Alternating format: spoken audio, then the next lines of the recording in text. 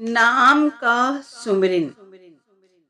सुमिरन संस्कृत के शब्द स्मरण से बना है, जिसका अर्थ है याद करना। सुमिरन करना मन का स्वभाव है। मन क्षण भर के लिए भी सुमिरन से खाली नहीं रहता। ये पल पल संसार के रूपों और पदार्थों का सुमिरन करता रहता है। जिन पदार्थों का सुमिरन करता है, उनके साथ इसका मोह उत्पन्न हो जाता है।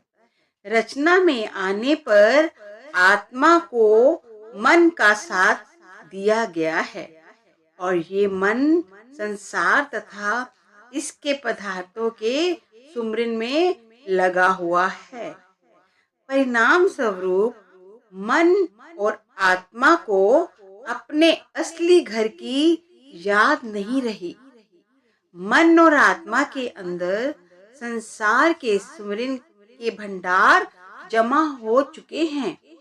जब तक मन और आत्मा हरि नाम के निरंतर सुमिरन द्वारा संसार के सुमिरन से मुक्त नहीं होते, तब तक वे अपने अंतर में स्थिर नहीं हो सकते और ना ही निज घर वापस जा सकते हैं। जीव के लिए प्रभु के नाम का सुमिरन करना ही विवेक पूर्ण कार्य माना गया है। सुमिरन तो सभी करते हैं। कोई मुख से ऊंचा ऊंचा बोलकर सुमिरन करता है और कोई कंठ द्वारा। इस प्रकार मन मर्जी से तो सभी सुमिरन करते हैं, परंतु नाम के सुमिरन की सही विधि का ज्ञान करोड़ों लोगों में किसी विरले को ही है। सुमिरन चुपचाप मन द्वारा करना चाहिए। ना जीभ हिलनी चाहिए और ना होंठ हिलने चाहिए। सुमिरन इस प्रकार करना चाहिए कि केवल सुमिरन करने वाले को और जिसका सुमिरन किया जा रहा है, यानी उस प्रभु को पता हो। संसार को जताने के लिए सुमिरन करना अपने वास्तविक उद्देश्य से भटक जाना है। वर्तमान अवस्था में मन सांसारिक पदार्थों के सुमिरन में लीन है। इसी कारण मन और आत्मा पर मोह माया की मैल चढ़ती जा रही है। लेकिन जब सतगुरु के उपदेश के अनुसार जीव अंतर्मुख होकर प्रभु के नाम का सुमिरन करने लगता है, तो मन और आत्मा निर्मल होने लगते हैं।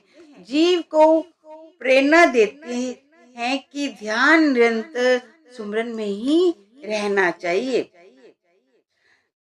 चलते फिरते, खाते पीते, संसार के सभी कार्य व्यवहार करते हुए मन सुमिरन करते रहना चाहिए। केवल जागते हुए ही नहीं, सोते समय भी सुमिरन करना चाहिए।